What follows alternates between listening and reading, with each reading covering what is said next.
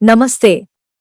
ఈ రోజుల్లో ప్రపంచవ్యాప్తంగా మనం చూసుకున్నట్లయితే ఫ్రెంచ్ కానీ, డచ్చీ కానీ, హిబ్రూ భాష కానీ, ఆంగ్ల భాష, తెలుగు భాష, అదేవిధంగా కన్నడ భాష ఇవన్నీ కూడా ఏఐ రంగంలోకి, సాంకేతిక రంగంలోకి రావడం జరిగింది.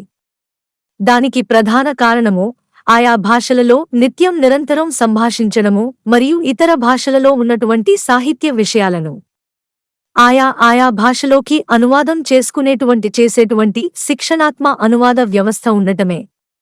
కాని సంస్కృత భాష రంగంలోకి వచ్చేసరికి సంస్కృత సంభాషణలు నేర్పించకపోవడం వలన, ఇతర భాషా విషయాలను సంస్కృతంలోకి అనువాదం చేయకపోవడం వలన సంస్కృత భాష సాంకేతిక రంగంలోకి అడుగుపెట్టలేకపోతుంది.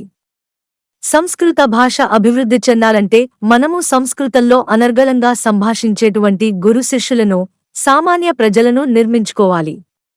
అప్పుడే సంస్కృత భాష ఏఐ రంగంలోకి, సాంకేతిక రంగంలోకి, సమాజ భాషా రంగంలోకి ప్రవేశించగలుగుతుంది.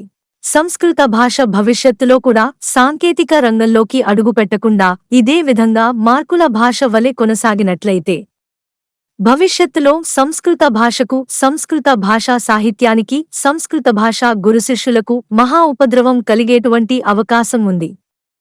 భాషనే సంపూర్ణంగా కనుమరుగు అవుతుంది.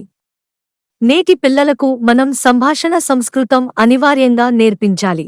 అదే విధంగా ఇతర సాహిత్య పుస్తకాలను సంస్కృతంలోకి అనువాదం చేయగలిగేటువంటి నైపుణ్యం ఇవ్వనట్లయితే సంస్కృతంలో అనర్గళంగా సంభాషించగలిగేటువంటి బాల, కుమార, తరుణ, ప్రౌఢ సామాన్య జనాలను మనం నిర్మించుకోలేకపోతే సంస్కృత భాష అన్ని రంగాల నుండి దూరం అయిపోతుంది. కావున భారతదేశ వ్యాప్తంగా సంస్కృత భాషను పెంచి పోషించి అభివృద్ధి చేసే విధంగా సంభాషణ సంస్కృత ప్రణాళికను ఏర్పాటు చేసి, సంస్కృత భాష అన్ని రంగాలలో, వ్యవసాయ రంగంలో, రాజకీయ రంగంలో, నిత్యజీవన వ్యావహారిక సంభాషణ రంగంలో ఉండే విధంగా మనమందరం కృషి చేయాలి. సంస్కృతంలో అనర్గళంగా సంభాషించగలిగేటువంటి వక్తలు, కవులు, పండితులు, ఋషులు, నాయకులు, పరోపకార పరాయణులు అంతరించిపోవడానికి ప్రధాన కారణం బాల్యం నుండి సంస్కృత సంభాషణను బోధించే వ్యవస్థ లేకపోవడమే. కావున ప్రభుత్వాలు స్పందించి సంస్కృతంలో కూడా అనర్గళంగా సంభాషించగలిగేటువంటి, అదేవిధంగా ఇతర సాహిత్య భాషా పుస్తకాలను సంస్కృతంలోకి అనువాదం చేయగలిగేటువంటి వ్యక్తుల యొక్క నిర్మాణం చాలా అవసరం అని గుర్తించాలి.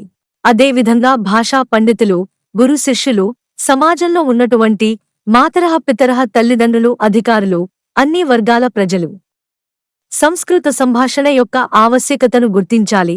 అప్పుడే సంస్కృత భాష సంభాషణాత్మకంగా, అనువాదాత్మకంగా పరివర్తనం చెంది సంస్కృత సంభాషణ రూపంలో ఏఐ మరియు సాంకేతిక రంగంలోకి ప్రవేశిస్తుంది.